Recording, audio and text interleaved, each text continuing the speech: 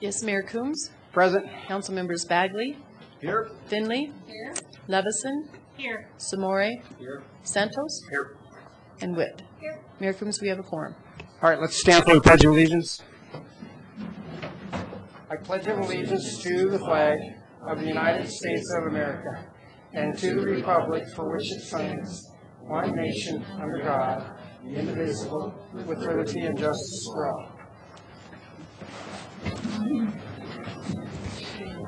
Anyone wishing to speak at first call public invited to be heard will need to add his or her name to the list outside the council chambers. Only those on the list will be invited to speak at first call public invited to be heard. Speakers who do not place their names on the list will have an opportunity to speak during the public hearing items this evening or at final call public invited to be heard on any item at the end of the meeting.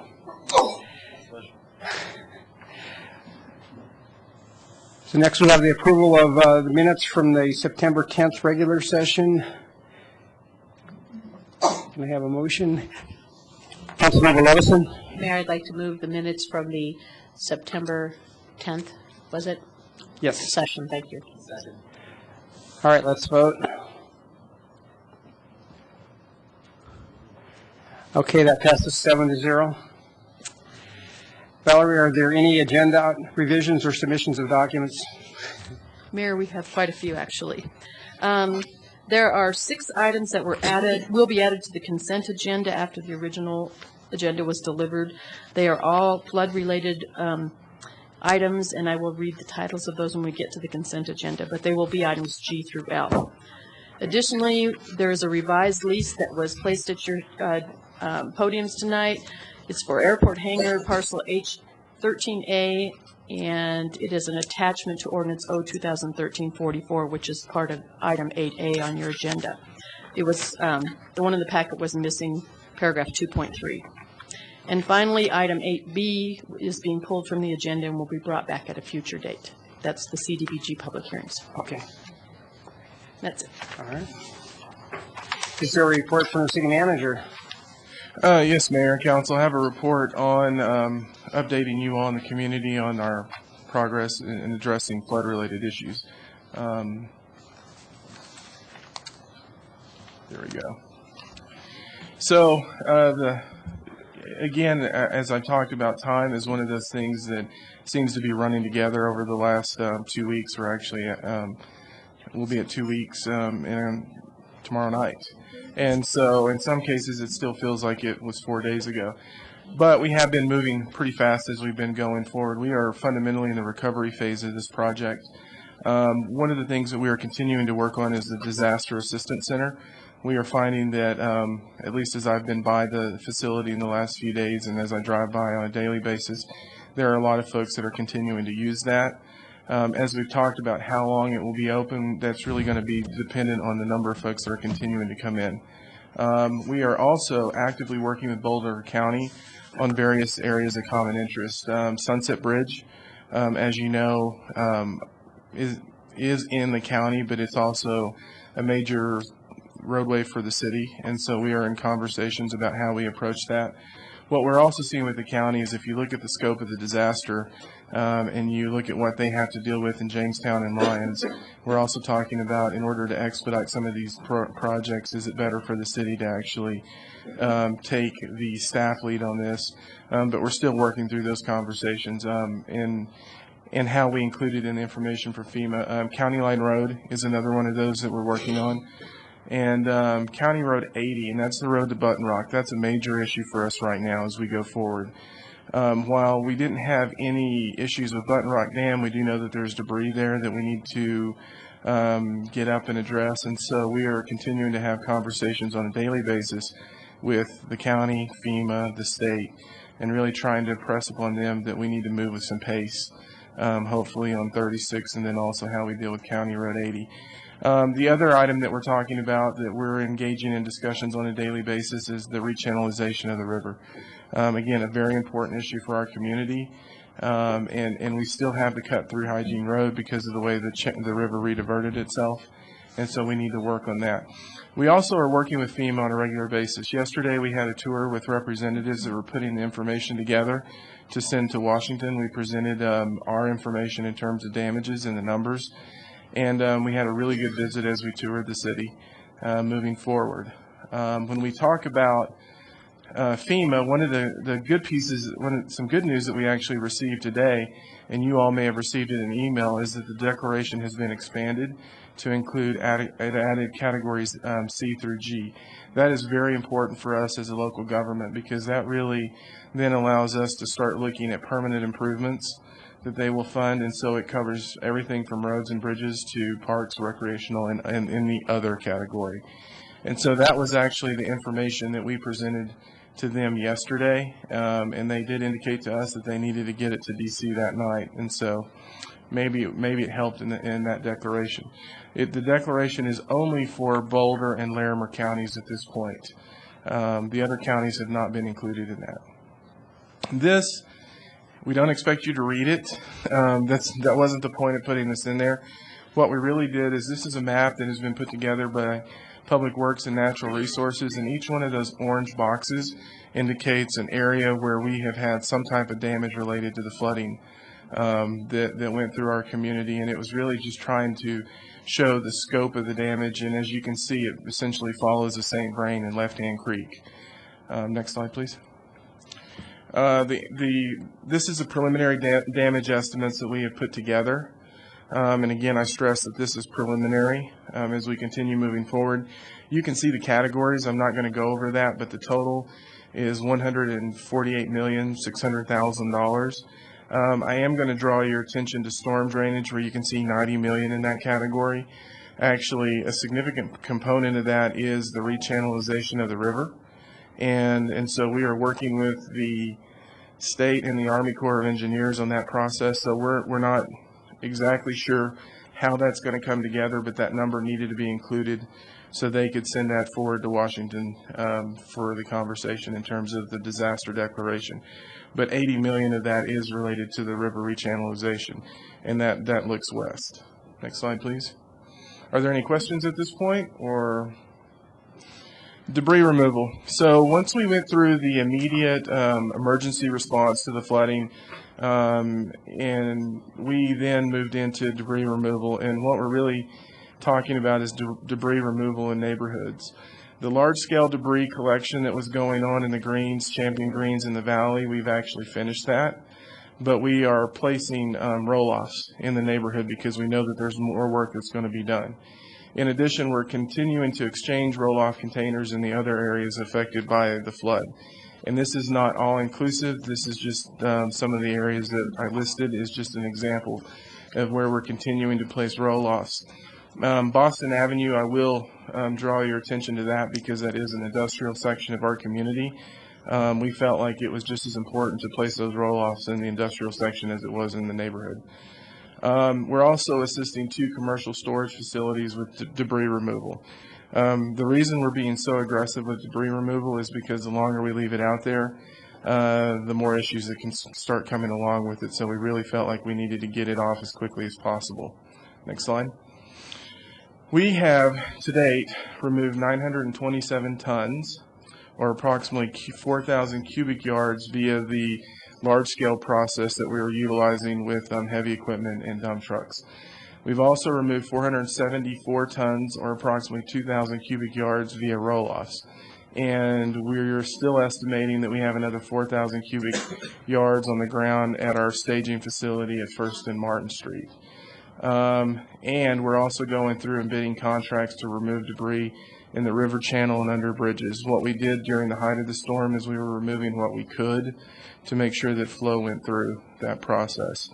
At this point, I really will say that if you look at the pictures here, the picture on the right of the screen is what it looked like as they were going into neighborhoods, and in some cases it was much worse.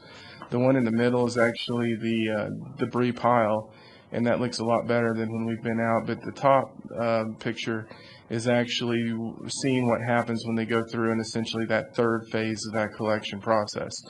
One of the things that's really important is, and this was a comment that FEMA gave us yesterday in terms of the debris collection, they were thoroughly impressed with what we're doing and made the comment that we are farther ahead in this process, but also in what they've seen in other deployments and other disasters. So again, more kudos to staff because of the job that they're doing. As we work with water, we still really need to continue the outside watering restriction. We are not bringing that to council for formal action because I would like to take this opportunity to thank the residents of our community. We have seen significant decreases in water usage, and so obviously by making the request, the residents have listened and they're helping us out, so we don't feel like we need to take any formal action. Again, just continuing to request that people do not water outside.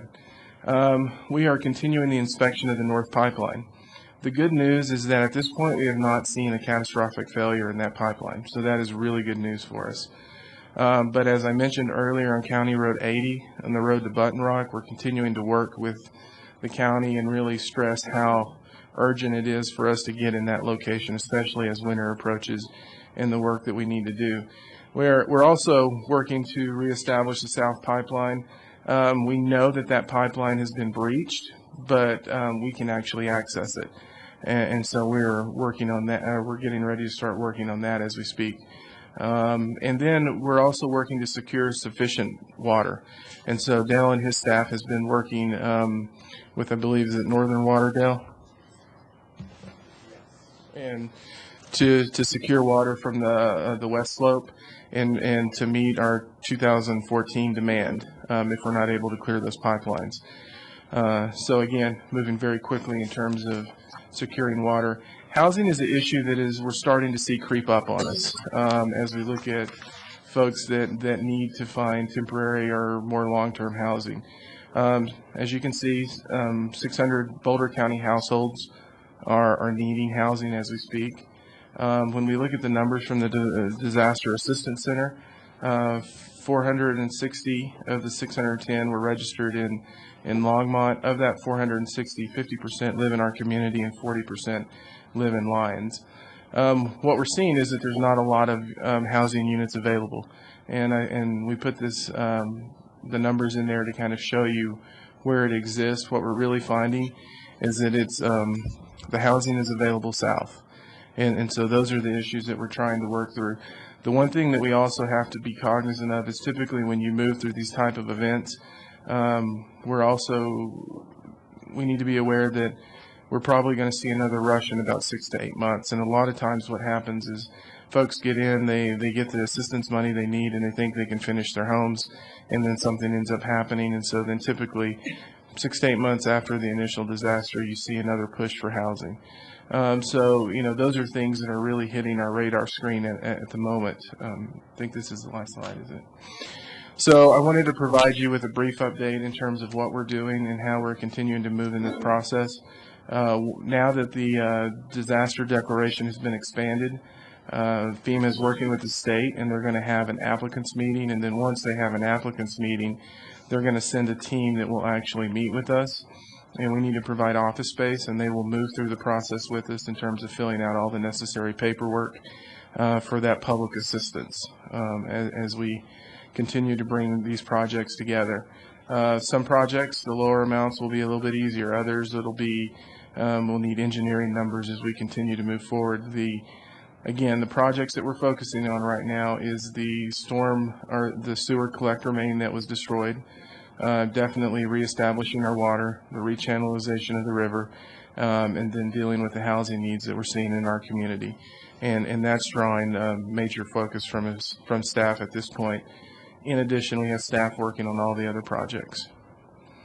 So if there's any questions, I'll be happy to answer them at this time. I have one question. Sometimes the environmental protection group, the federal government, don't allow you to rechannel a river that's moved naturally. Is that going to be a problem we're going to be butting heads against? There is always a possibility to deal with those types of issues. I think what we're trying to do is again, work with the county and work with the state and build a strong enough local coalition so we can deal with those issues as they come up. The reality for us is this, and this is what we're trying to communicate.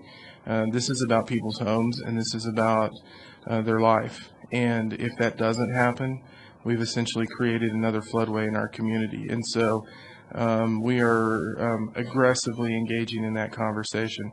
We hope that we don't have to deal with anything like that, but if we do, I think bringing everyone together will allow us to move through that conversation.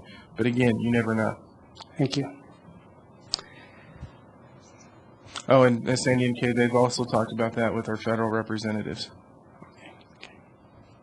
Any other questions? Councilmember Santos. Thank you, Mayor. That was one of the things that we brought up with Senator Bennett when he came to the disaster center in our conversation, that we wanted to make sure that the Environmental Protection Agency, the Army Corps of Engineers, Transportation, county, state, and the cities were all together in one, at least on the same page, where one agency was saying one thing and the other agency was saying, no, we can't do that. So as long as everyone is working together collaboratively, we weren't running into those roadblocks. So. And what I can say is, thus far, our experience with the Army Corps when we had to cut the ditch through Hygiene Road and the needed 404 permit was a good experience, and really we got the okay in less than probably 30 minutes. So I think they definitely understand what we're dealing with in Longmont, but really what even the Boulder County residents are dealing with between Lyons and Longmont. And I've had the opportunity to talk to some of those residents that live on Hygiene Road, and one in particular said he didn't like the idea at first, but he came up to me this weekend and said, you know what, that was a really good idea that got the water off of our property. And so those are the folks that we're going to need to deal with as we continue moving forward. Councilmember Levison. Thank you, Mayor. Has there been any decision made around the issue of the state block grant for the CDBG Emergency or Disaster Assistance Fund as far as us getting a direct allocation, not having to go through the block grant? I have not heard a decision on that at this point. Okay, thank you. One of the things that I do need to point out when we talk about the hazard mitigation dollars, what they do is they look at the public assistance dollars and they look at the personal dollars, and then there's a percentage of that. And so they did say in terms of mitigation grants that we are going to be looking to for certain projects that may be down the road a bit. So we're probably talking around a year when all of those dollars come together. Okay, thank you. Thanks. So, Mayor Coombs, the first item is a special report and presentation. It's the medical plan collaboration with Longmont United Hospital, Kaiser, and the City of Longmont. And Bobby King, our Chief Human Resources Officer, will introduce this item. Is this on? Good evening, Mayor Coombs, members of council. Bobby King, Chief Human Resources Officer for the city. Over the past 6 months, the city, Longmont United Hospital, Kaiser, have been engaged in diligent conversations designed to increase employee access to our local hospital. All parties have engaged in productive dialogue with the intent to arrive at solutions that benefit all stakeholders. Tonight we have some good news. We're on a clear path of having a contract between LUH and Kaiser that will enable our city employees access to the hospital in 2014. That's where you applaud. Normally don't do, allow that. So. Well, I call me out of order. It's okay.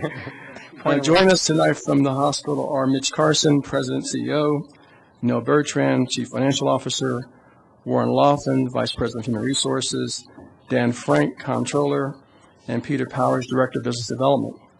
From Kaiser Permanente, Donna Lynn, President, Kaiser Foundation, Health Plan of Colorado, Jandel Allen Davis, MD, Vice President, Government and External Relations, Mark Carvajal, MD, Associate Medical Director, Professional Relations and Contracting, Roland Lyons, Vice President, Regional Strategy and Performance, and Tom Kerrigan, Senior Director for Stakeholder Relations. I would like to have both Donna and Mitch come forward and say a few words, and then open up for questions that you might have for Kaiser and Longmont United. Donna? Thanks for the opportunity to be here. And as Bobby mentioned, you've got an army of people who can answer your questions if I can't.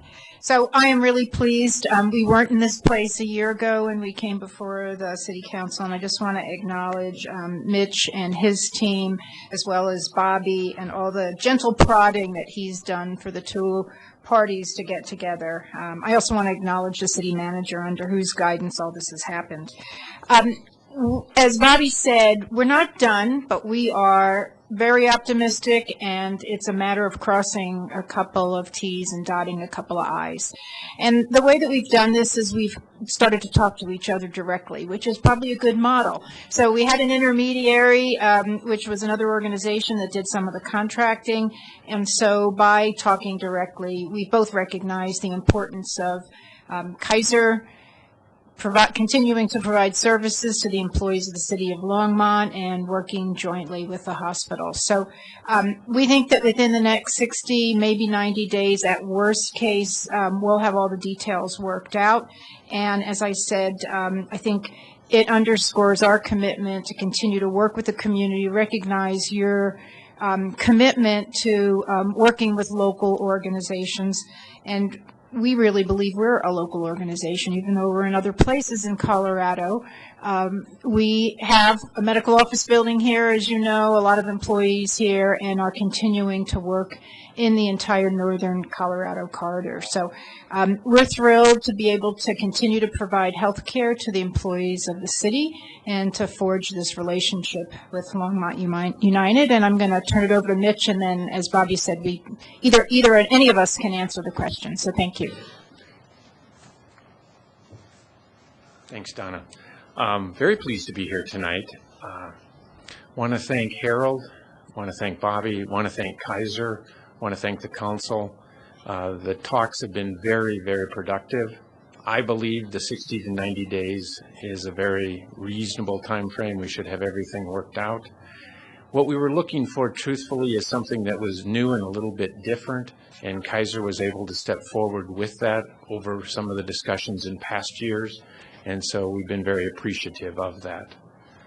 And other than that, I could say ditto to everything that Donna said, but they've been wonderful to work with, and the staff should be complimented. And since I have the mic for just a minute, one other quick topic, I want to thank the city and all the city employees for helping us during the flood. We were able to keep the hospital open 24 hours a day, fully staffed, and as you know, we were very, very busy because most other places were closed. So thank you for that, and I'll turn it back to Bobby. Thank you, Mitch. So questions for either Kaiser or Longmont United? Councilmember Levison. Thank you. With the hospital's acquisition of Longmont Clinic, is that going to be able to expand the footprint of services available to employees and choices? That's an excellent question, because right now we have a letter of intent to purchase the clinic. We hope that that transaction will be completed by the end of this year. Those physicians would then become employees of one of our sub-corporations called Milestone. So that's a long answer to saying yes. The one piece that we have yet to do as we work out all the details is we still need to take it back to the medical staff, because many of our physicians are independent physicians. We believe with what's being put together today that it will appeal to them. They will see it as something new and different from a few years ago. Great. I guess I was maybe not overly optimistic, but optimistic that, you know, everything will go through smoothly. I appreciate that optimism. Okay. Councilmember Bagley. Thank you, Mayor Coombs. I don't have any questions. Just I wanted to say that one of my first council meetings that I came to before I decided to run for election was this issue. And I remember thinking, do I really want to do this? And then after election, the first meetings I had were with representatives of Kaiser and the hospital, and just thinking back at the contention and the divisiveness of this issue. Then, speaking with you, seeing you, hearing the progress made, I'm all too familiar with how egos, money, can just really botch up a great thing.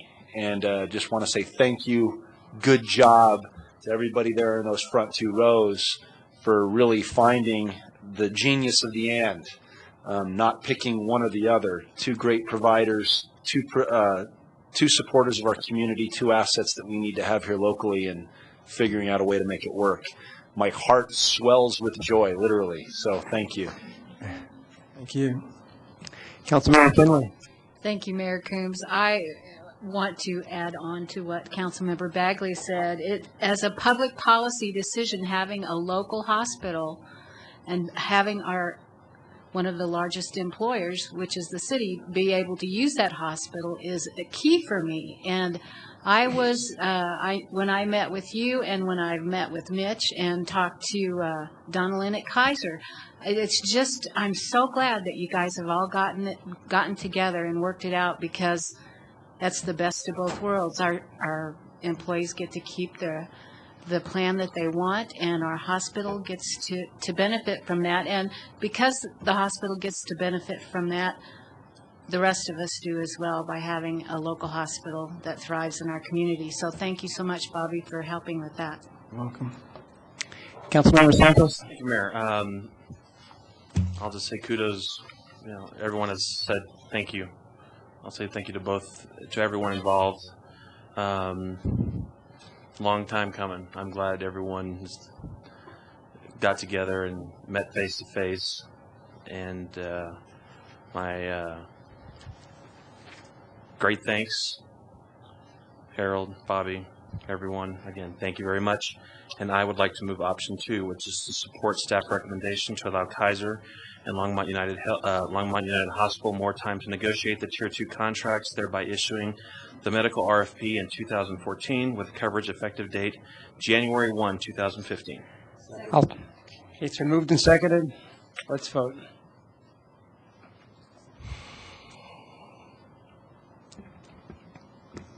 Passes 7-0. Thank you again. Thank you, Bobby. Mayor, if I may. Sure. I would just like to thank everyone that's been part of these conversations. I can say that both LUH and Kaiser, as we moved through this, there was the attitude of how do we come together and how do we do this, and it was a great conversation to witness and be part of. And so I really want to thank the staff that worked on this in both facilities. Took a lot of hard work. I think there's still more work to come, but it was a great conversation. And to echo what Councilmember Bagley said, it was about the and so it was a pleasure working with everyone in this process. But we're seeing lots of examples of great teamwork this last couple of weeks, aren't we? Absolutely. All right. I guess it's time for first call, public invited to be heard. So the first person on the list is George Marksmuller.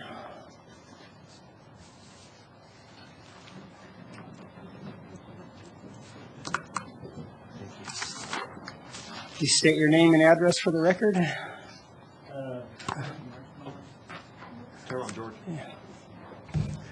George Maxmore, 725 Fordham Street, Longmont, Colorado. I'm here tonight to thank everybody. I live over in a little unincorporated Boulder County in a subdivision called Elizabeth Ann. I guess I'm here on behalf of my neighbors who had substantial damage done to their houses. Being an ex-Navy guy, I weathered the storm and stayed there and got to see it firsthand, in spite of the advice of the police that told me to leave. But anyway, that being said, I'd like to thank Lightbridge Church for taking in all the people from Lyons as well as Longmont, the Red Cross, FEMA, especially the city of Longmont. I think we're on our way back to the all-American city that we were, and I believe we still are. I know that I've seen, people come together, volunteers, with cleanup coming from other states.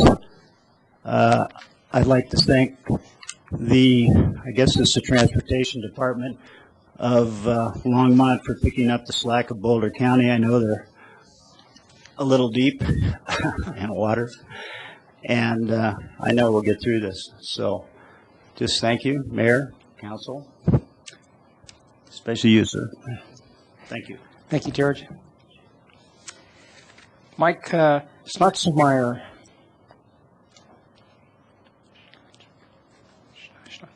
Schnatzmeyer. We'll get it right here one of these. I'm Mike Schnatzmeyer, 12001 Twilight Street, and I'd like to thank you, Mayor and Council. It feels a bit like deja vu. I'm not particularly prepared to talk tonight, so I just thought I'd get up here and wing it. But I think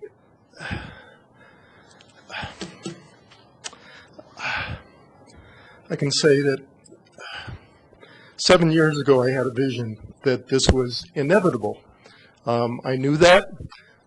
That's why I've had such a passion for all these years. People may have thought I was crazy. I have 2 or 3 man-years of my time. As you all know from my consistent emails and calls and meetings with you all, I haven't given up on this. But I'm not here to talk about the past or what could have been if we had acted differently at all. This is really about what can be. The past is water under the bridge. It's gone. Let's not focus on that. This is an incredible opportunity if we can look at it for the city of Longmont. What we need to be careful of is not to compound tragedy with tragedy. We need to move forward, I believe, with a sense of urgency to take advantage and capitalize on this opportunity, that we not leave a legacy that this was a council that presided over the greatest crisis of the city of Longmont, but that this was the council that finally took action to pivot and address the greatest threat to the city of Longmont, that being the river corridor. And in making that pivot, we changed the direction of the city. I'm going to challenge this council that what we need is a bold new vision for the river corridor. And I'm going to challenge the council and the community, the public, professionals, private interests. Let's come together and do it quickly and create that new vision so that we don't just hit the reset button and rebuild and leave a legacy of potential disaster for a next generation or 50 years or 150 years from now, that this is it, and we make a 10-year commitment that this kind of catastrophe will never happen again. The flooding is inevitable. It will happen again, 5, 50, 100 years from now. It's inevitable. What's not inevitable is that it doesn't have to be a crisis. This can really be a remarkable opportunity for us. I'd particularly like to ask that we reach out to the local and regional and national planning community. Urban planners, architects, civil engineers are willing to help, just the same sort of spirit of cooperation and engagement that our public showed on us here recently. I think our professionals can do that if we reach out and engage them. Urban Land Institute, Center for Sustainable Cities, a lot of national organizations that can contribute. Thank you. Thank you very much. All right. Going to introduce the first item 8A. First item under second reading public hearing are 2 airport hangar leases. I do have to say that between first and second reading, somehow we flipped the 2 ordinances, so I will read them correctly into the record as they appeared on introduction. Ordinance 2013-43 is a bill for an ordinance authorizing the City of Longmont to lease the real property known as Van Sprand Municipal Airport Hangar 18C, the premises, to Anderson T.E. Family, LLC, tenant.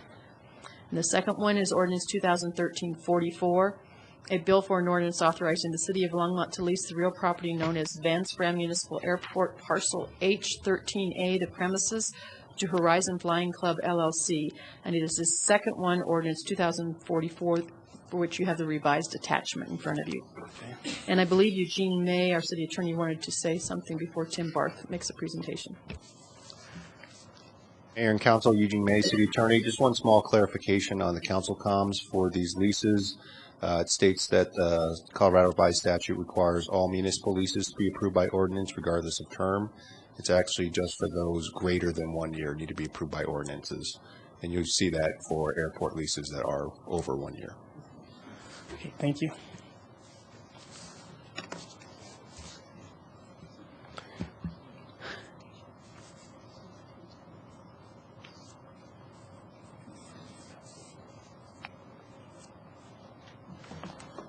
Good evening, Mayor, members of Council. Tim Barth, the airport manager. I actually did not have a presentation planned this evening, but we'll be glad to answer questions should you have them.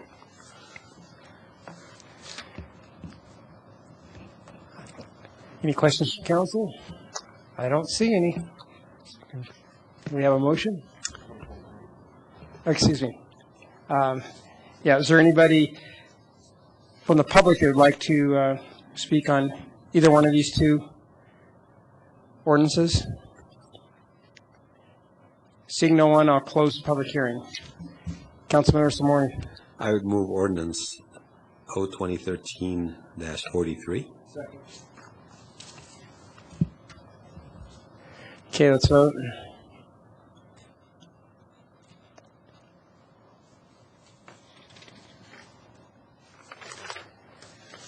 All right. Is there anyone that would like to speak in the public on the ordinance 44? Seeing no one, I'll close public hearing. Councilmember Witt. I'd like to move ordinance 2013-44. Second. All right, let's vote.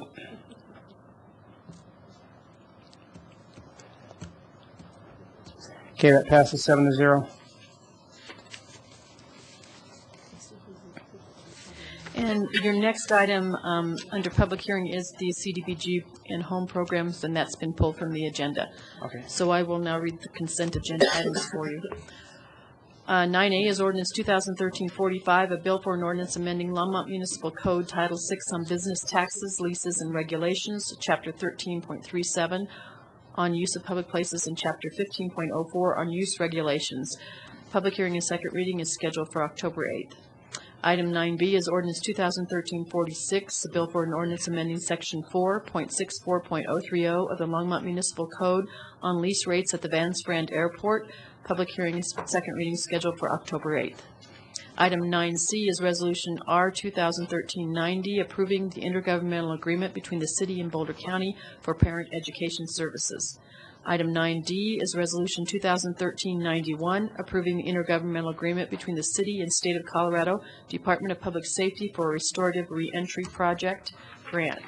Item 9E is Resolution R 2013-92, approving the intergovernmental agreement between the City and the State of Colorado Department of Public Safety for a grant to prevent child sexual abuse. Item 9F is to approve and authorize the mayor to sign a special counsel contract with Jay Rourke, former deputy city attorney, for land use code amendments. Item 9G, which is the start of the new items regarding flooding, is ordinance 2013-47, a bill for an ordinance making additional appropriations for the expenses and liabilities of the city of Longmont for the fiscal year beginning January 1st, 2013. Public hearing and second reading scheduled for October 8th. Item 9H is ordinance 2013-48, a bill for an ordinance amending the 2013-2017 capital improvement program. Public hearing is scheduled for October 8th. Item 9A is ordinance 2013-49, a bill for an ordinance amending section 4.04.470 of the Longmont Municipal Code on city tax returns. Public hearing is scheduled for October 8th. Item 9J is Resolution 2013-93, temporarily waiving certain fees under the International Building, Residential, Fuel, Gas, Mechanical, Property Maintenance, Plumbing, and Energy Conservation Codes, and the National Electric Code. Item 9K is approve the allocation of $50,000 from the Economic Development Department budget for business recovery grants. And item 9L is Ordinance 2013-50, a bill for an ordinance adopting a new section 4.12.165 of the Longmont Municipal Code on emergency purchases. Public hearing scheduled for October 8th. And staff does not have any items to pull. Councilmember Bagley. Can I pull 9A, please? Councilmember Santos. Thank you, Mayor. I'd like to pull, I lost track of which one, the fee waiver, which. J. J. Thank you. Councilmember Witt. I would like to move the consent agenda minus A and J. All right, let's vote on that. Okay, that passes 7-0.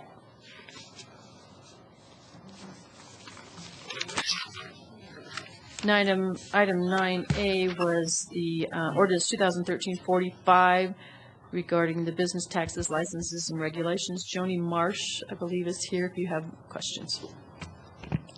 Councilmember Bagley. Thank you, Mayor Coombs. Appreciate that. Good evening. My question is that I've spoken with someone who's currently applied for a permit, and the city uses some software to determine whether or not they fit within the radius of where their mobile vending unit is permitted to be located relative to existing restaurants in certain locations in downtown Longmont.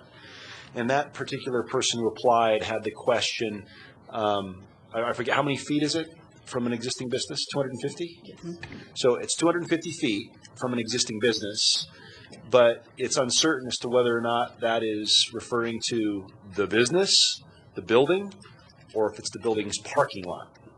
And so my question is it appropriate to have that ambiguity, and does it allow city staff to then, make decisions arbitrarily rather than being able to treat everyone equally?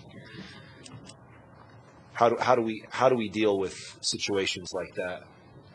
Is it the building, or is it the parking lot, or do we currently not know?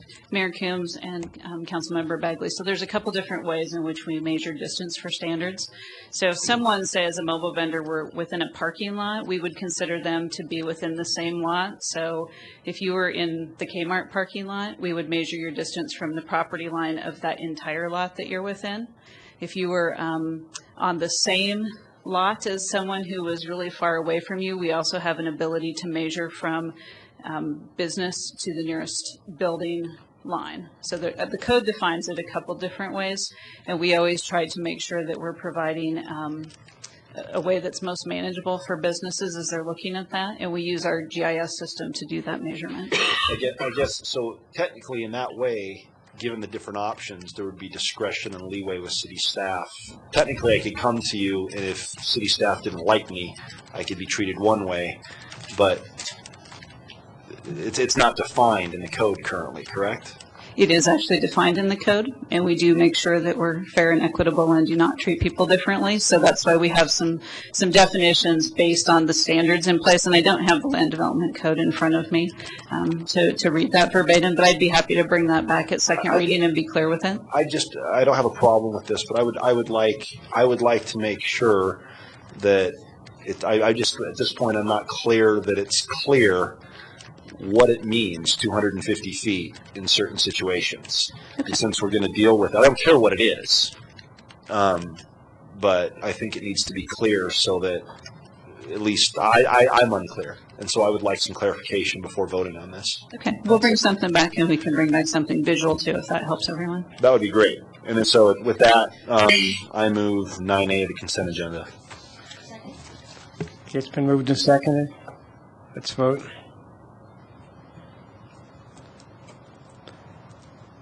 Okay, that passes.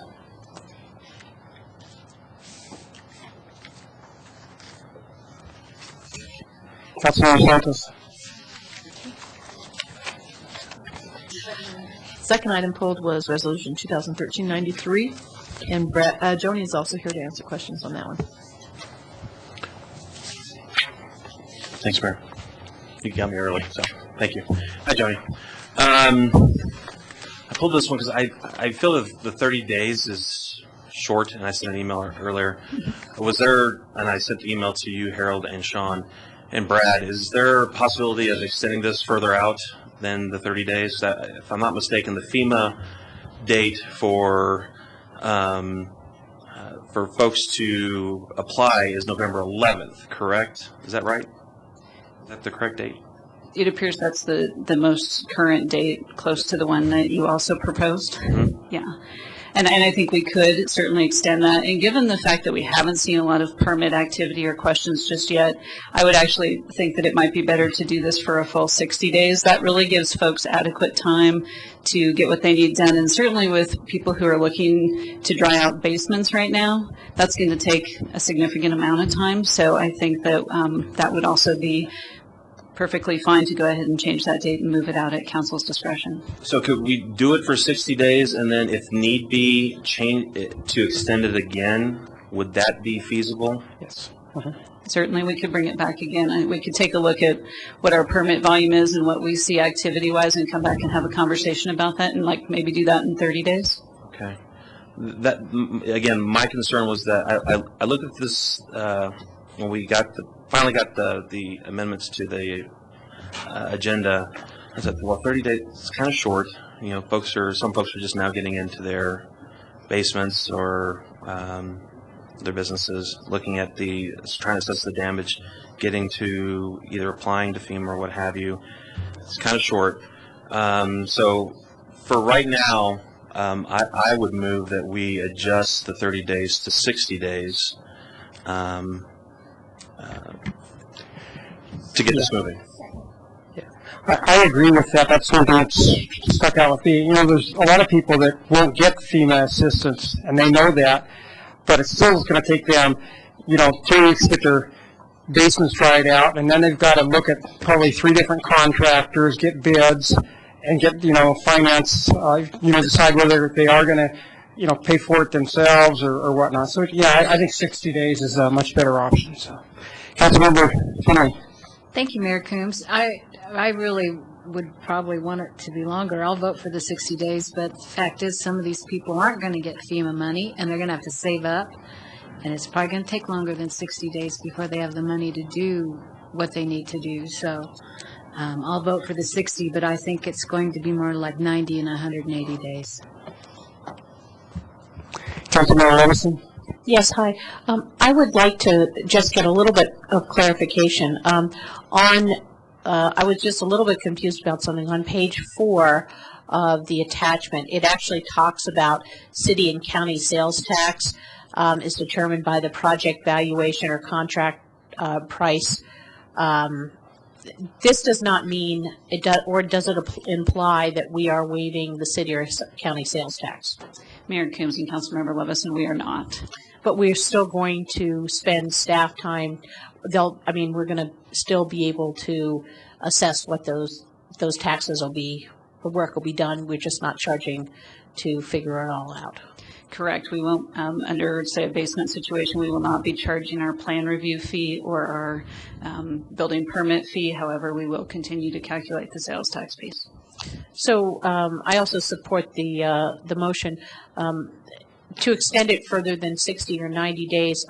Is there a way that we will get any information from FEMA about people that have, or do we know household by household where the line gets drawn? Because certainly we don't want to make things harder for people, especially if they have to get loans or they're trying to get funds together. And I know that you have up to 6 months even to pull the trigger on the SBA loan if you're residential. So the question is, should we look at figuring out where the specific hardest hit areas are?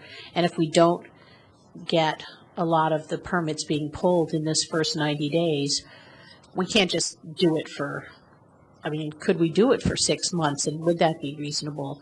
Because people do still have 6 months to capitalize on that offer of the SBA loan. We can evaluate it as we're moving through the process and as we're getting that information. It's hard to say what FEMA will and will not provide to us, but we do know that we had staff out GPSing areas that were flooded, so we can see about how we can put that on some type of map as we're moving through it. But I would say we're going to continue to evaluate this as we move forward. I guess my concern is that it's, we do a legitimate waiver for people that were actually affected. Not that somebody says, well, I had a little bit of water in the basement, but they're outside of really what those core areas might have been, and see. And that wasn't directed about anybody in particular. Councilmember Bagley. Thank you, Mayor Coombs. My question is, so this does not apply citywide. It's only to those areas impacted by the flooding, correct? Correct. What is the mechanism to ensure that that is actually the case? So we have addresses and documentation on all of the properties in those impacted areas, so we will track and follow that and make sure as we're going through, we're coordinating with any additional information that comes out. But we have a fairly concrete idea and knowledge of what we're looking at. And certainly we'll be happy to, if someone perhaps is not directly on a map or located, we'll be happy to go out and inspect and take a look and make sure that that's, that they're part of it and give people the benefit of the doubt by helping out that way. Thank you. I guess I echo Councilmember Finley's wise comments, which is I'm going to vote for this, but I would like 90 days. And so I don't know about the rest of council, but I'd make that suggestion. Councilmember Santos. Thank you, Mayor. Well, no, and I would agree with my Councilmember Bagley and Councilmember Finley. I don't think anyone is trying to hamstring any member of this community trying to rebuild what was lost of their homes or their businesses, but at least to get the process started. Let's get this moving so folks can go ahead and start rebuilding. If council needs to address this again at a later date, we can address it. I would assume, and hopefully I would assume that this would pass on a 7-0 vote to at least get this started. If we need to see this again in another 30 days, we can bring it back up and extend it another 30 days. If there are residents that are having difficulty, I would hope that they would at least talk to members of staff and say, I don't have enough time. Okay. If we need to have members of the community talk to that staff and come in on an individual basis, then after a certain period of time, let's have that discussion. But let's get the ball rolling here. So I'm again. Let's get this started.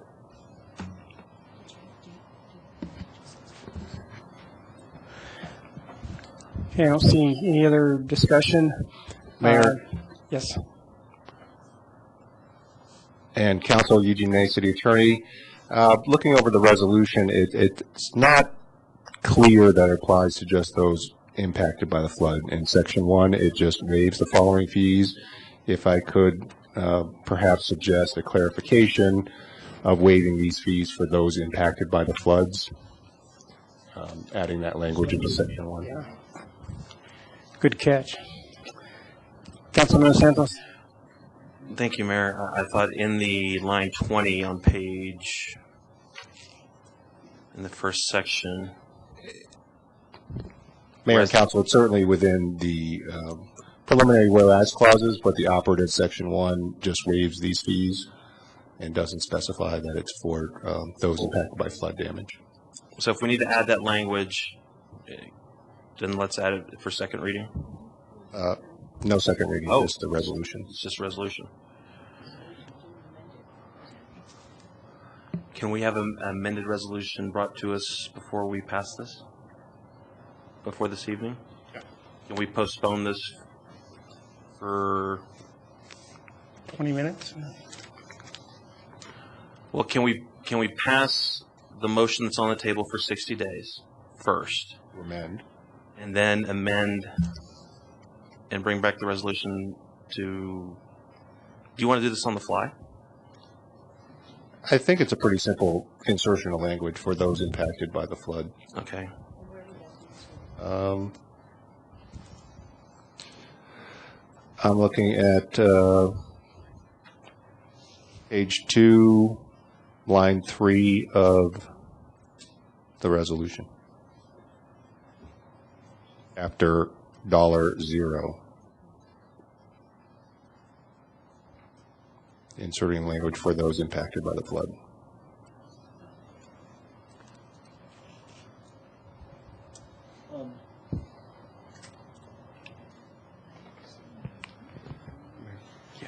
Councilmember Bagley. I guess we've jumping down the rabbit hole. I was impacted by the flood. I'm in Northeast Longmont. I'm doing my basement.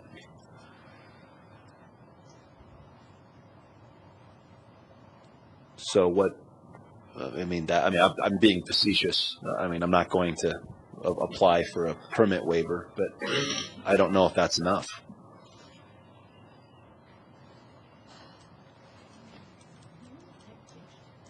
So I guess, for example, if we were to throw the word in there substantially and define substantially impacted, but what's that? I'm sorry to make this harder than it appears, but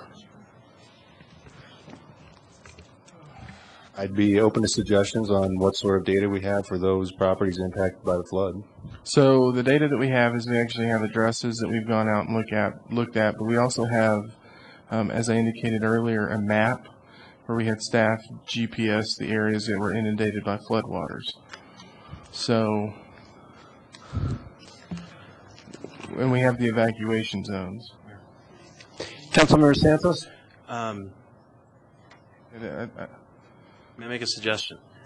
May we vote on the motion that is currently on the floor, and then come back, and if we need to wordsmith this for those affected areas that were evacuated that had substantial damage with the GPS information that we currently have, so we can pass this properly. We can pass it later on this evening. Just to postpone it just for a little while this evening. Can we get 10 minutes? That's fine, but there's a motion, so we need to pass first. No, so you can suspend it. Okay, then I withdraw the motion, and Mayor, can we take a 10-minute break? Yeah, let's. Let's just postpone. Let's just take a 10-minute break. Let's adjourn for 10 minutes. If somebody gets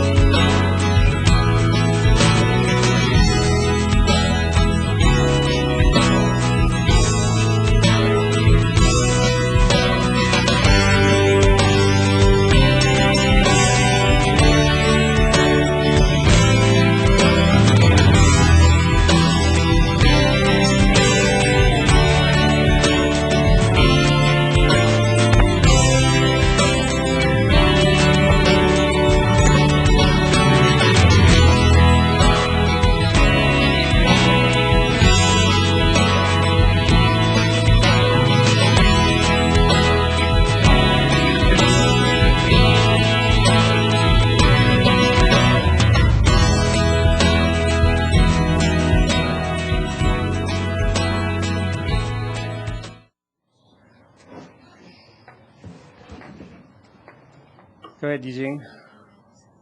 Mayor and Council, we have proposed language for the amendment to Resolution 2013-93. This would be page 2 of the resolution, section 1, line 3. After $0, we would insert the language for those properties within the high water line of the St. Vrain River and Left-Hand Creek floods of September 2013.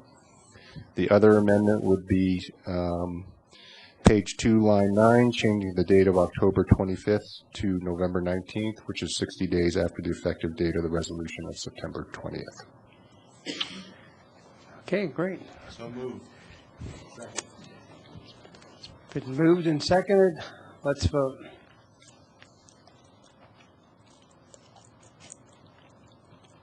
Okay, passes 7-0.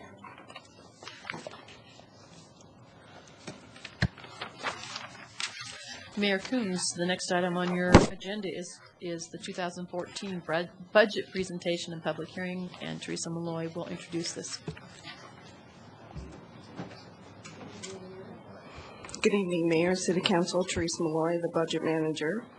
And before we get into our budget presentation this evening, I did want to take a moment to remind council that if you have anything that you would like to discuss in regards to our proposed 2014 budget that we have not already provided information for you on, or even if you have additional questions on anything that we have already provided information for you on, if you would please let us know that. We'd be happy to provide you with some information on any of those questions that, or additional information you may need.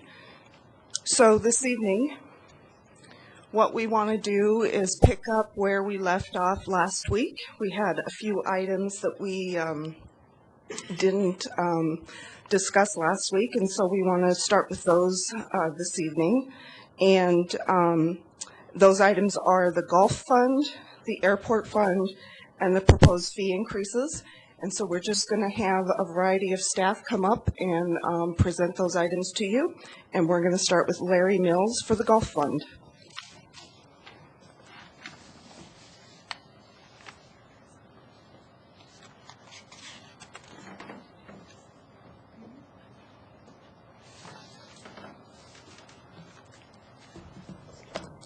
Thank you, Teresa. Mayor Coombs, council members, Larry Mills, Golf Operations Manager. I had originally planned to talk about the budget tonight. I can certainly answer questions on the Golf Fund budget for 2014. But I thought I would start by giving you an update on what's happened to the golf courses lately from the wet weather and the flooding that we experienced in Longmont. Obviously, the wet weather and flooding of Twin Peaks have had a huge impact on the golf courses. Sunset and Ute Creek were closed for 6 days each. Twin Peaks has been closed for 15 days now and counting. Sunset and Ute Creek are now operating normally. Twin Peaks has 6 holes that are currently not playable, 5 due to saturated fairways, and one number 3 is covered by a 200-yard long gravel deposit from the river washing out. Our biggest concern at Twin Peaks is the extent of damage to the irrigation field controllers. We had 20 of 28 controllers that were submerged during the flooding, and we're not sure to the extent of damage to these controllers. If you recall, we replaced these controllers a couple of years ago as a means to try to keep the Twin Peaks irrigation system running. And we've had 20 of 28 that were damaged by flooding. We don't know the extent of damages yet. We should know that by the end of the week. If the weather cooperates, we should be able to open 9 holes at Twin Peaks sometime next week. Unfortunately, the golf courses arranged east and west, and the flooding was south to north. So it's going to be kind of difficult to open either front 9 or back 9. So we may be opening a combination of front 9 and back 9 to get 9 holes, or possibly we could actually open more than 9 holes. But we'll be making those kind of decisions at the end of the week. We've had some good weather lately. We're getting the water off number 13 fairway, and we've had some decent drying weather. Hopefully we don't get any more moisture. this weekend that's being predicted. Staff projected 10,000 rounds to be played in September. Our rounds may reach 6,500, so our rounds could be down considerably in September. Revenue in September obviously will fall below projections. We're projecting 84,000, or a potential loss of $84,000 revenue in September from the closure of the golf course and the closing of Twin Peaks. Because of this, and because we are just slightly behind going into August, we're anticipating that our year-end revenue for 2013 could approach $100,000 of revenue that we're going to be under projections. The good news is, since 2012 was such a good year, that the golf fund should be able to absorb the $100,000 shortfall in the short term. But naturally, we'll be looking at the pro forma 5 years or longer out, making adjustments in revenues, possibly with a fee increase in 2015, and making decisions based on the capital projects that we have shown as funded, but probably will get moved out or changed. So I'd be happy to answer any questions over the state of the golf courses or the budget.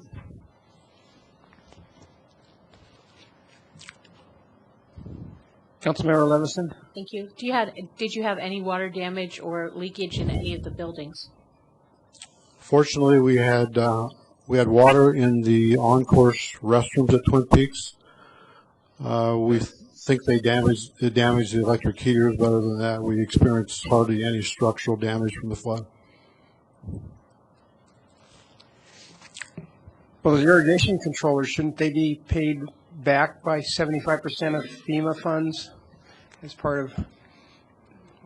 So obviously, again, we can't guarantee what they will and what they won't pay for, but based on conversations that we've had with them, they indicated that those are eligible expenses.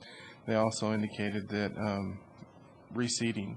When we were driving around with them yesterday, we stopped across the street on Hayden Court from the golf course, and they indicated that reseeding was an option as well. So that's an area when the team comes in where they're going to have to go in more in depth in terms of what's eligible and what's not eligible.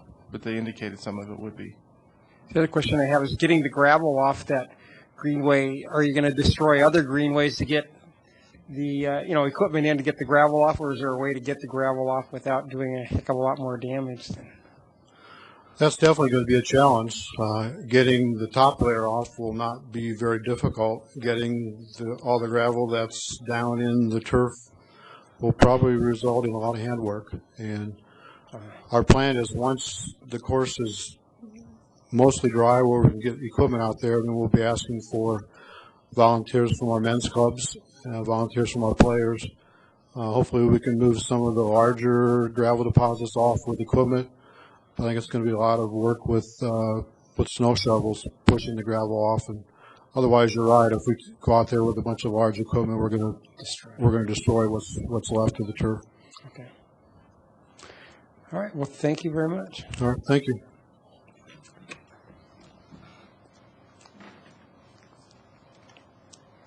And to talk to you about the airport fund is Tim Barth.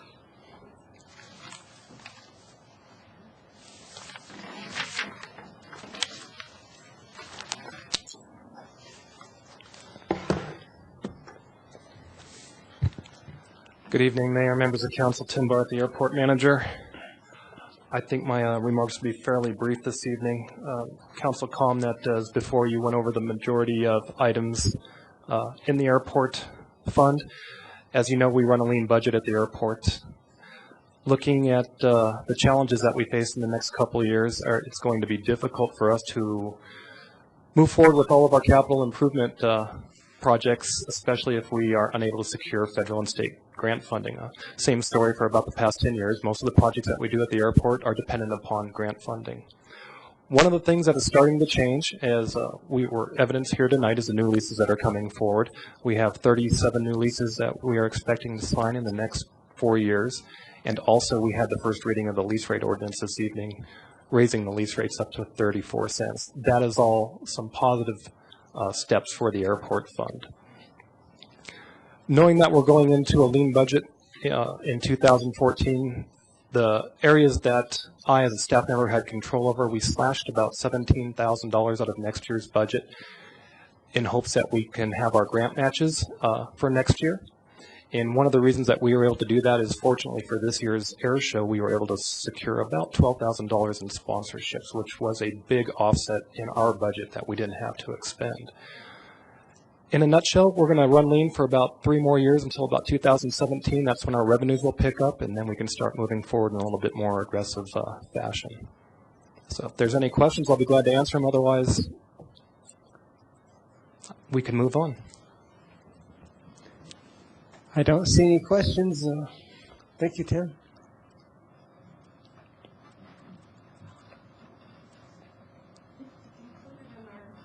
What's included in our proposed budget for 2014 is a variety of fee increases.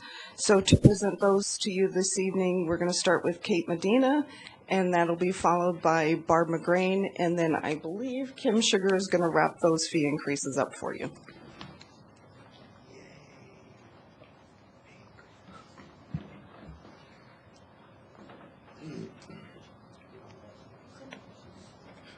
Hi.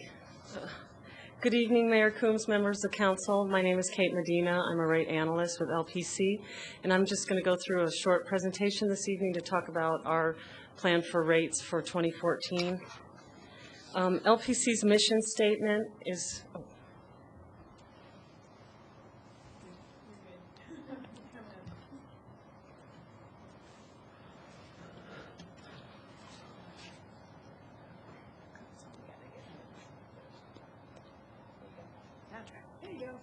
Our mission statement is to deliver electric and communication services that provide better value to our customer owners and more benefit to our community than any other provider.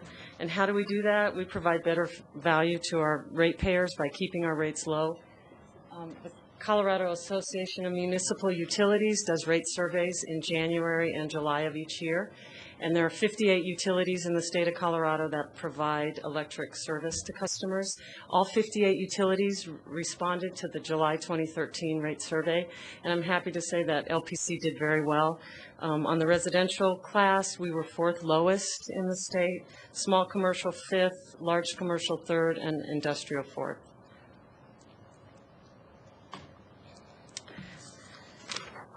We provide benefit to our community through contributions to various city entities. We pay a franchise fee that comes out of our rates. We provide the electricity and maintenance on street lights and pedestal lights, and we provide the electric service for traffic signals, other contributions to the city, all the way down to providing money to plant trees. Our budget, almost $63 million for 2014. Of that, 72% of our budget is for purchase power. And even though that's a large percent of our budget, Platte River, our provider, is one of the lowest wholesale providers in the region, as can be seen, compared to Tri-State, Excel, and Arkansas River Power Authority. The remaining expenses, if you remove purchase power from our budget, this is what is remaining. 56% is what the electric fund has control of, and the remaining 46% goes into contributions, franchise fee. We pay an admin transfer fee to the general fund for services that the general fund provides to us, such as utility billing, human resources, finance, etc. Our plan for 2014, we're currently doing a cost of service study. We're looking at a 3-year study for 14, 15, and 16.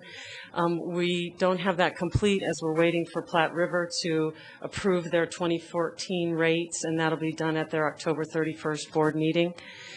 We will come back to council the first part of November once Platte River's approved their rates with our new rate plan. We've invited Jackie Sargent, the general manager for Platte River, to come and join us that evening to go over their strategic plan. We're anticipating an average 5% rate increase in 2014.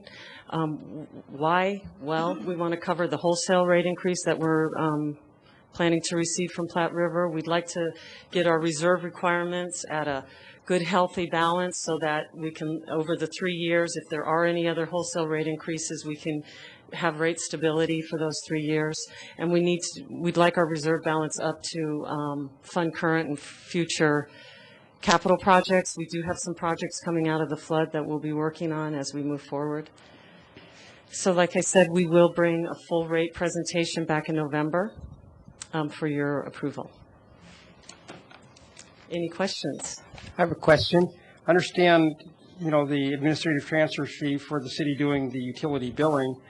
What I don't understand is why isn't there a reverse administrative transfer fee for the LPC providing streetlights to the city? And shouldn't it be a two-way? Us providing the power for street lighting, it's a contribution that the LPC makes to the citizens of Longmont. And we document that each year. We have federal reporting where we have to document what sort of contributions that we give back to our community. And free street lighting and pedestal lighting and traffic signals are one of those contributions. Okay, well, that's great. I was just curious how much that is a year. I mean, what's the... Well, the energy, the wholesale rate for all that energy that we provide is almost $1 million. Okay, great. Thank you. Any other questions, Council? Thank you.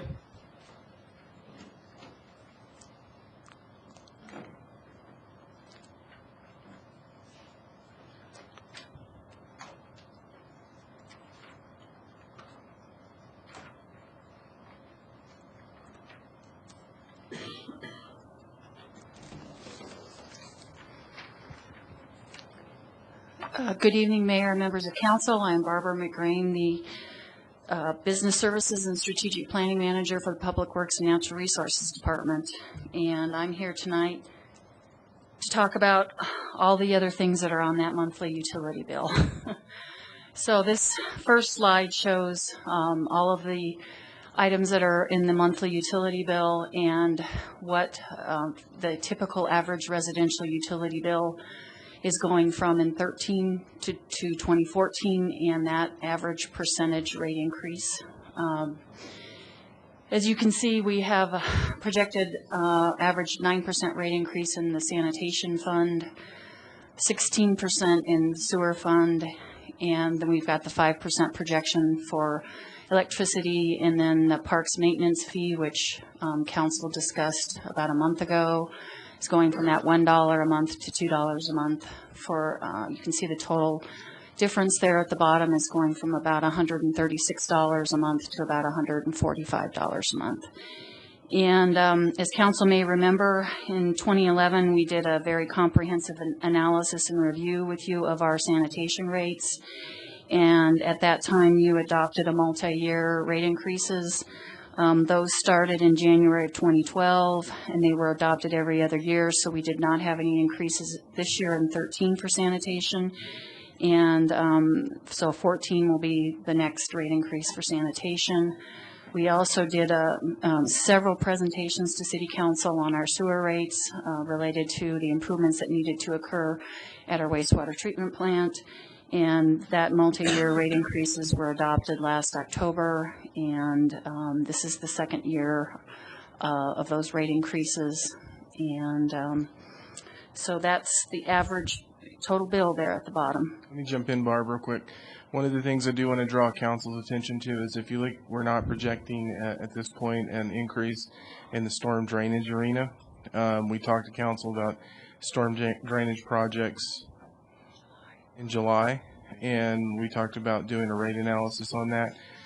Based on the current situation that we're in, we're actually evaluating whether there's a need to bring something back more quickly to deal with the issues that we have associated with the flood and really the match requirements that will come in and correcting some of the damage that occurred, because remember, FEMA will pay 75% of it. We still have to come up with that 25% of that. and that is one of our smallest funds, and doesn't have the capacity that you would see in the sewer and the water funds, and even the electricity fund. So that is an immediate issue that we're going to be focusing over the next few weeks. So, Councilmember Bagley, do you have a question? Actually, yeah, question, quasi-statement. Thank you, Mayor Combs. My question is, first a concern, then a question. My concern is that the longer the flood, the more time that goes by, we're going to miss out on opportunities. Right now, I think the community understands. For example, we've got $90 million of storm drainage to fix. And $80 million might be specifically related to something else, but we're still stuck with a $10 million bill that's not in our budget. 25% of 100% is still more money than we have right now, budgeted and allocated into this year's budget. Do we want to consider, actually, just like we did with the park maintenance fee, increasing fees and just calling it flood restoration fee? So again, draw your attention to the 80 million. We're still working with that number. And so that is actually what we're talking about as a staff going in and going through that rate analysis, but moving it ahead of schedule. And as we look at that is exactly what we're saying that we need to do in order to deal with these issues. And I guess my comment is Absolutely. Get on it. Understand. The longer we wait, Yep. the more people are just going to view it as a tax increase rather than flood mitigation. Understand. Councilmember Levison? Yes, actually tailoring a couple of comments responding to Councilmember Bagley. I would also like to see what the total bill is, and then it might be that next year, or we can develop proposals for what that gap is going to be, and maybe do a short-term tax increase, not just keep loading people up with fees, do a short-term tax increase of some kind for a very limited amount of time with all that money targeted for restoration of infrastructure due to flood, because we will need to raise revenue, and either we're going to have to go to the voters, and I think everybody will understand that we're trying to put the city back together more quickly. But I'd like to see a kind of a total bill, because not only, I mean, the parks maintenance fee, you know, being doubled is kind of a drop in the bucket, because we've obliterated most of the maintenance because there's so much damage. So, you know, I would like to see what the total bill is before we keep piling fees on, and then this is something for next year, but to begin to gather those numbers and target what our gap is. If I can jump in real quick, that is something we're looking at. The stormwater fee is like the water and wastewater fund in that it's a utility. So in terms of looking at sales tax for that, we obviously have general fund needs that are going to be associated that would really fall into that category, potentially. Councilmember Santos? Thank you, Mayor. Well, I would agree with Councilmember Levison. I understand that we need to definitely look at the stormwater fund.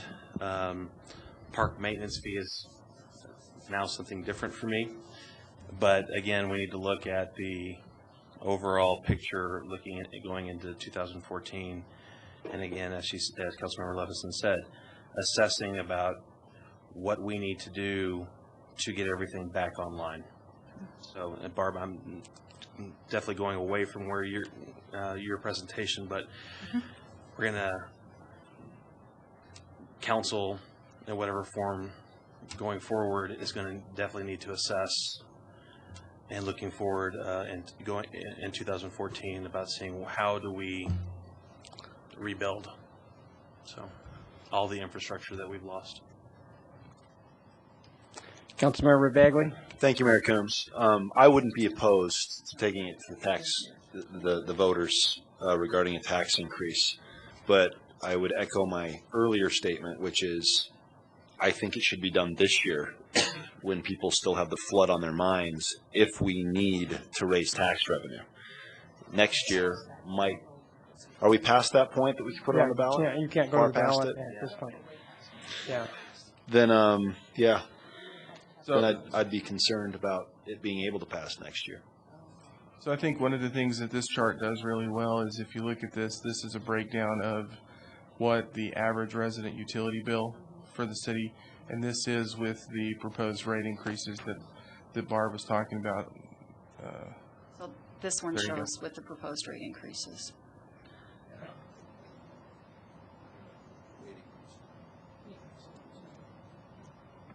And just anecdotally on this slide here, it shows us skipping ahead of Loveland, but we had heard from Loveland before the flood that they were already poised to raise their water rates 13% and their electric rates about 1.5 to 1.6%. And I can imagine they're in a similar situation as us. So just taking that into account, technically their bill's still going to be higher. Their average residential bill will be slightly above ours. So. And then the last slide we're going to show you, I'm going to have Kim Sugar come up and talk about the proposed Union Reservoir fee increases. Unless there's any more questions specifically about the utility bill. Thank you. Don't see. Thank you, Barb. Good evening, Mayor and Council. The proposed fee increases at Union Reservoir are the same fees that we were proposing for this year prior to having a drought. So we do want to implement them next year. The biggest difference is creating a differential between residents and non-residents, which follows the recreation policy. Additionally, we are increasing boat storage. In our research of comparing fees for other reservoirs around the state, we discovered we are significantly below market for boat storage. So we're proposing the increase, and actually to bring us up to market, we're looking at a 3-year increase because we didn't want to jump all the way to market, which would be closer to like $650 a year. So we wanted to allow those who are there to have time to adjust to those increases. And with that, if you have any questions. $600 a year, that's a lot of money to store a boat. I think that's what my daughter's parking fee was going to college. Thank you. I don't think. No, she drove a little small car. So the final item that was actually planned for the 17th meeting was our CIP presentation. So as council is very much well aware of, what we had originally proposed in our 2014 to 2018 capital improvement program has now flown out the window, I guess to say. So staff is currently in the process of evaluating what that CIP should look like now that we've got other priorities that we have to deal with. So what staff would like to propose to council this evening is that we remove all CIP costs from our 2014 budget as you have seen it today. And that council move forward with adopting the 2014 operating budget less our CIP costs in October as originally planned. Our city charter and state statutes require that council have to adopt our budget, and that includes our CIP by December 15th. We have historically just done that in October, but we really do have up until December 15th to do that.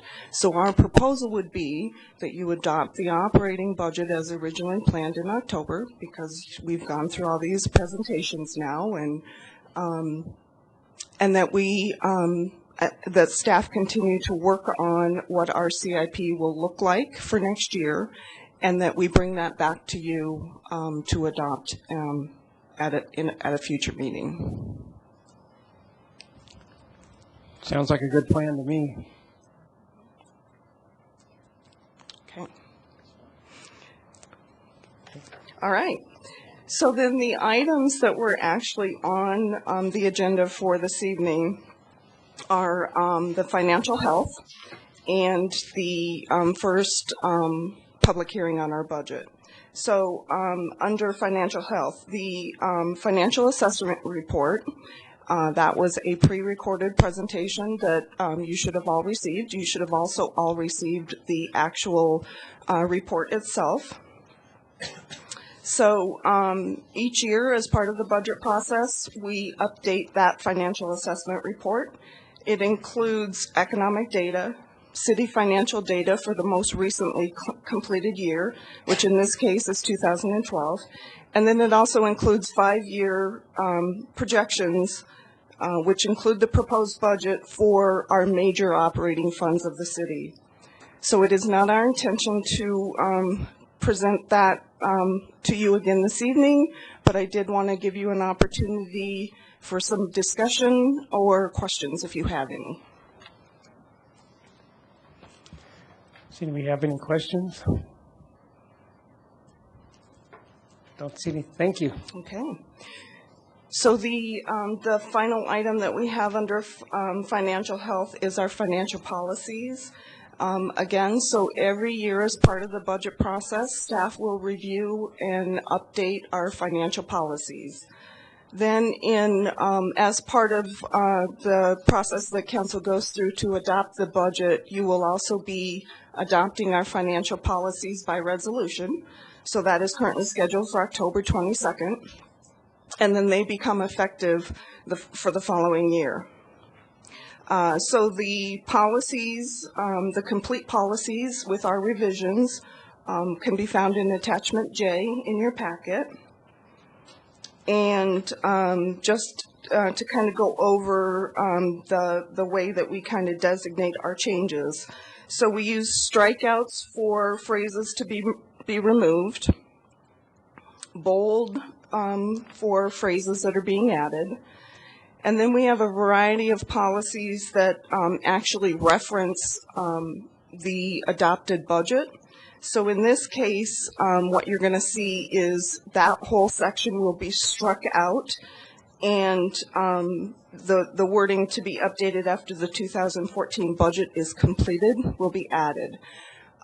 So once you give us final direction on what the budget will be, and as part of the actual final policies that will be brought back to you on October 22nd, those numbers and or text will be filled in. So you will see the financial policies in its entirety when we bring it to you in October. Many of the recommended changes are really just wording changes or clarifying changes rather than real contextual changes. So we're not going to go through every one of the proposed changes with you this evening, but we are available to answer questions if you have questions on any of the proposed policies. I do want to highlight 3 of them for you, though, because they are a little more than just wording changes. So the first highlight is in our medical benefit fund and our dental benefit trust fund policies. So our current policies show this as 2 separate policies. And the reason for that was, or is because we were self-insured for dental benefits, and therefore we had to have a dental trust fund. So therefore it had its own financial policy associated with it. Now that we're no longer self-insured for dental benefits, we're proposing that we remove that language for the dental trust fund and roll the dental benefits into the health benefit fund policy. So the second policy that I want to highlight this evening is our recreation fee policy. We are adding some wording to clarify that Sandstone Ranch Visitor Center is not subject to the 80% self-supporting that all the other recreation fees are. And so the reason for that is this service was previously provided under PWNR, and it was not required at that time to meet an 80% self-sustaining policy. And as the operations of the Sandstone Ranch Visitor Center has now been moved to recreation, we are proposing that that continue. And so we're just clarifying that in the policy. Questions on that one? And the third policy that I want to highlight this evening is, well, before I do that, I do want to make a note that many of our policies reference the electric fund and or the telecom fund. And so as council has now passed a resolution to combine those two funds, the policies have been updated to reflect that. In some cases, we have left a reference of just the electric and the broadband. However, we clarified that this is in regards to the utility and not the fund. So it is still staff's intention to maintain and manage two separate utilities within the one single fund. So the policy, though, that I do want to highlight for you this evening is the payment in lieu of taxes and franchise fee in what used to be called the telecom fund. We'll now call it the broadband utility. But the changes to this policy, in addition to just the reference to the broadband utility, really are to update the purpose of that fund and the services that will be provided, the purpose of that utility and the services that will be provided out of that utility, either currently or into the future. So that's the policies that I wanted to highlight with you this evening, and as I mentioned, we'd be happy to answer questions on any of the policies.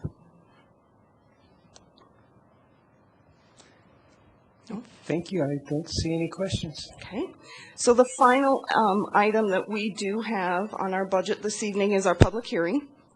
So our city charter requires that we hold a public hearing on or before October 1st. And typically the city has held two public hearings, and these will and have been advertised in the newspaper. So we historically what gets advertised as part of our public hearing is the 2014 proposed budget, the proposed capital improvement program, and then our use of the state highway user tax funds. So I just want to highlight for you this evening what our proposed budget looked like at the time that we proposed it, since those are the items that we'll be holding our public hearing on. So the 2014 proposed budget totals $229.4 million, which does still include almost $2 million in capital projects that are included in the 2014 to 2018 CIP. The proposed budget for the general fund is $66.7 million. The 2014 proposed budget includes $2.6 million of HUTF revenues in the street fund, highway user tax fee fund revenues in the street fund, which will be used to help finance the capital projects included in the street fund budget. Again, those will be changing. So staff recommends that you hold one public hearing and take citizen comment on any of the three topics, since they are all included in the proposed 2014 operating budget at this time. Copies of the proposed budget and the CIP have been available in the Longmont Public Library, at the city clerk's office, actually in both places since they were originally presented to City Council back in August. And the entire proposed budget and CIP documents are also available on the website. So with that, I'll let you hold your public hearing. Okay. Is there anyone in the public that would like to speak on any of these budget items? I guess seeing no one, I'll close public hearing.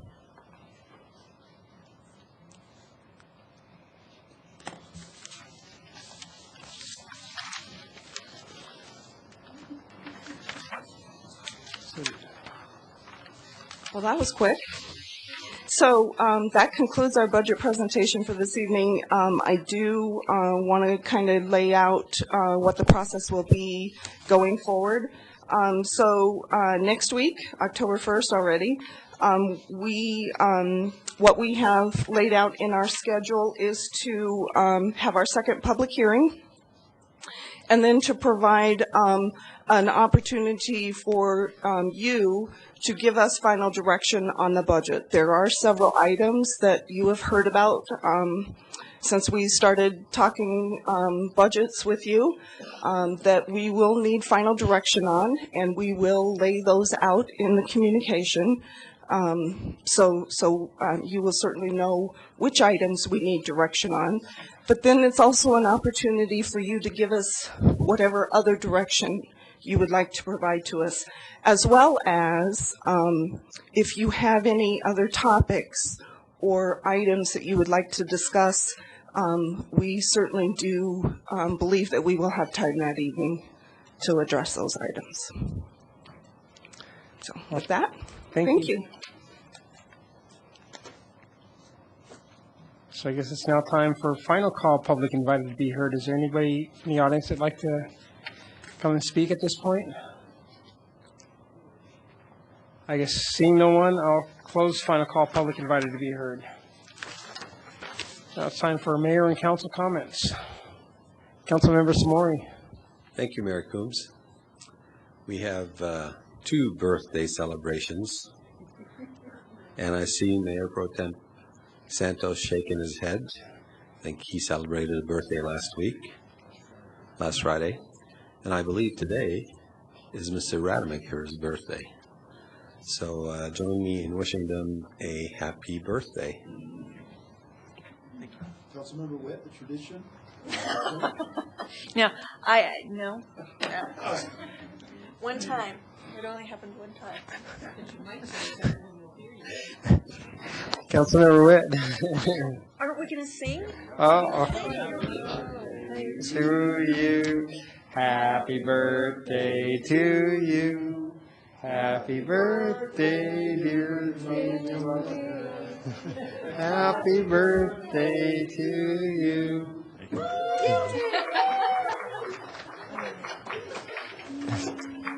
Councilmember Witt. Thank you. It's been another long week, great week, and I just wanted to publicly thank all the volunteers that we've had in our community who have gotten out and shoveled out basements and hauled debris and everything, and staffed the DAC at the Twin Peaks Mall, and made donations to the Our Center, and the list just goes on and on. I specifically want to say thank you to Lifebridge Church. They've had company for a really long time. Thank you so much. LDS Church, the Samaritan's Purse, and all the other faith communities that have pitched in and helped. We have a continuing need for volunteers at this time. If you have time, if you could go to helpcoloradonow.org or justserve.org, there are volunteer opportunities that do not involve muckraking. You can help out at the Disaster Assistance Center. You can help sort some of the clothes and groceries that have been received by the Hour Center. It's not backbreaking work, and many hands make light work. So again, if you want to go to helpcoloradonow.org or justserve.org, those places have opportunities to serve. And also, I wanted to say thank you for the thank yous. We've been getting lots of thank you emails and notes, and even posters up on bridges and along, at least in Sophomore Park, we have, and it just warms the cockles of my heart to. I have cockles. I'm sure you do too, but so often our city staff go. Nobody ever contacts them unless they have a complaint, and to have people really appreciate the work that they have done over a long period of time is much appreciated. So thank you. I'd like to jump in now and thank the city staff for also stepping up to the plate and making sure that Fireball Run was a successful. We had this right on the back of this, everybody working 60 and 70-hour weeks. And then I'd also like to honor Hannah LaForce, who kind of picked up the ball when Joe Ward left and made sure that was a well-handled event. She did a great job. It's kind of funny on Friday night, after going to the Fireball Run event and going up to Oktoberfest, I happened to notice that the same people that were volunteering at Oktoberfest were the same people I saw down in the Greens neighborhood mucking out basements. So people in this city, they're just they work all day and then they come and they work at night at our events. So, I'm just so proud of the citizens of this city. It's amazing. So that's all I wanted to say on that. So, Councilmember Finley. Thank you, Mayor Coombs. I want to announce my business of the week. That would be Xilinx. And the reason that it's Xilinx, one of our primary employers, is because today they announced they're making a donation in the amount of $100,000 for Colorado flood relief and recovery. That will be accompanied by an employee match of up to $1,000, which will be in addition to the annual fiscal year limit of $500. This match will be extended to Xilinx employees worldwide. The donated funds will be supporting two agencies to provide immediate relief and longer-term infrastructure rebuilding. So another example of a great business community member, Xilinx, and I'd like to publicly thank them. Councilmember Levison. Thank you, Mayor. I, too, would like to thank all of the people sending us thank yous at neighborhood group leaders on Thursday evening. We all got applause, which was pretty amazing. All those neighborhood leaders realized how much people put their shoulder to the wheel and kept pushing uphill, even though the mud was flowing downhill on top of us. People are just genuinely appreciative that they live in this city that seems to run like clockwork, even in the middle of a disaster. So kudos to everyone. A couple of items. First of all, the Latino Chamber of Commerce had originally scheduled their Multicultural Business Expo for this Thursday, September 26th, but due to all the impacts of the flood, they have delayed it to October 17th. It'll go from 8 or 10 to 3 in the afternoon. They'll finalize the time. The other thing is that I've received information, I've passed it on to city staff, that the Mexican consulate from Denver is coming out to Longmont on Thursday evening to hold a special meeting to address the needs of the Mexican community and also any Latinos who want full information in Spanish. And I forwarded the information to city staff. And is there a way that we can post that on our website and maybe get that information scrolling on channel 16? Is it 16 or 14 we scroll information? And also, can we reach out to those other communities of, if it was Lafayette, Louisville, Lyons, and the Tri-Towns to see if there are others affected that would want to come here and meet? Mayor Coombs, Councilmember Levison, we're already having copies made at the DAC so that people, as they're coming into disaster assistance, they have that information, and we'll make it more public as well. And the information that I have right now is that it's going to be held at, I think it's 6:30 in the afternoon, Thursday, or in the evening, Thursday evening, the 26th of September, beginning at 6:30 and going until questions are answered. And it's going to be at a church called Church of Life. I believe that's at the corner of 3rd and Lashley, kind of tucked behind some of the businesses. And I imagine there's an exact street address that people will be able to find it, and there'll be some signage. So anyone who needs to come out from the community. The other thing is the consul asked whether or not some city council members could come and just so that the community and their citizens and others of Mexican origin can see that there is support from their elected officials. 6:30.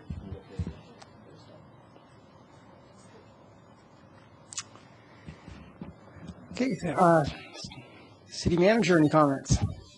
No comments, Mayor and Council. City attorney, any comments? No comments, Mayor. All right, this meeting is adjourned.